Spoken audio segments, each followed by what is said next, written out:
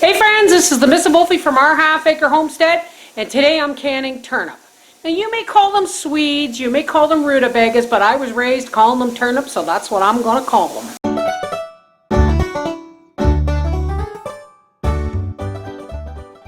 Now I've had a lot of people ask me how I peel and cut it up, and this is what I do.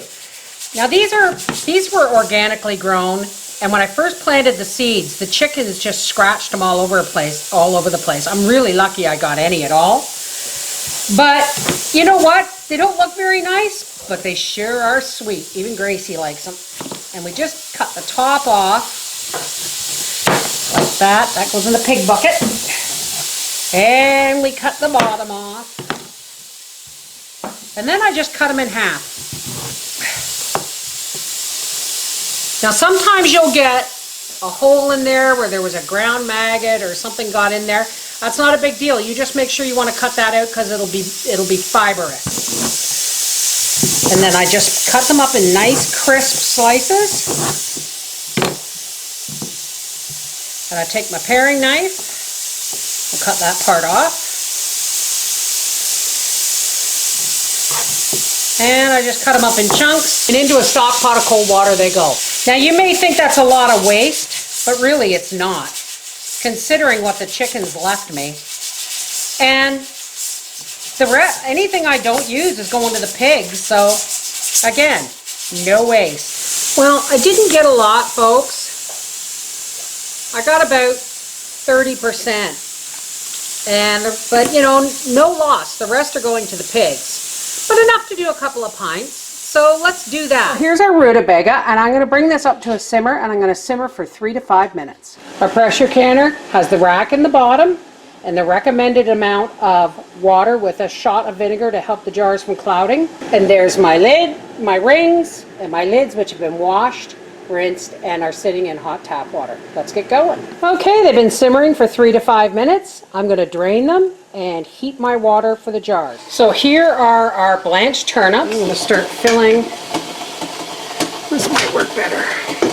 Filling our jars. I don't know if I'm going to get 3 full jars, so I have a pint jar ready just in case. We're going to fill them to 1 inch from the top.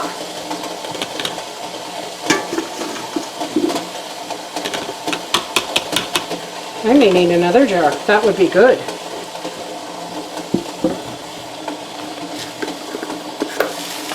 Half teaspoon of pickling salt. I use pickling salt, folks, because it has no additives. Well, that's better than a kick in 4 quarts in a pint. It's better than a kick in the teeth, I'll tell you that much. Our hot water. I'm going to debubble. Always, always wipe the rims. Now because I'm canning 2 different sizes, we're going to time it for the largest amount. So if you have half pints, pints, and quarts all in the same thing, you got to can it as if it's all quarts. And into the canner that goes. I'm going to continue to fill my jars and get them in the canner, and then we'll be back. So we got 4 quarts and a pint. Let's get the lid on this puppy.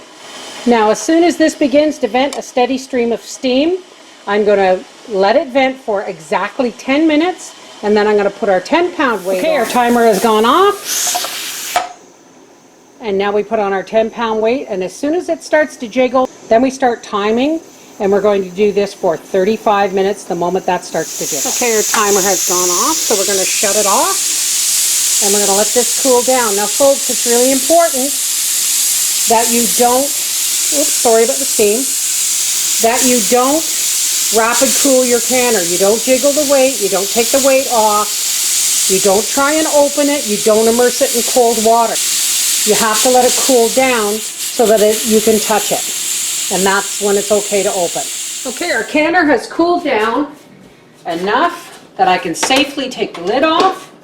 And when you're opening the lid of your canner, folks, always open it away from you, just in case there's steam. I love rutabaga. I love how it's still boiling in the jar. Isn't that awesome? And there it is. 4.5 quarts of canned rutabagas. This is the Mrs.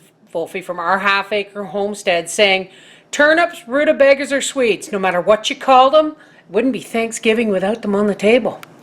Take care, God bless.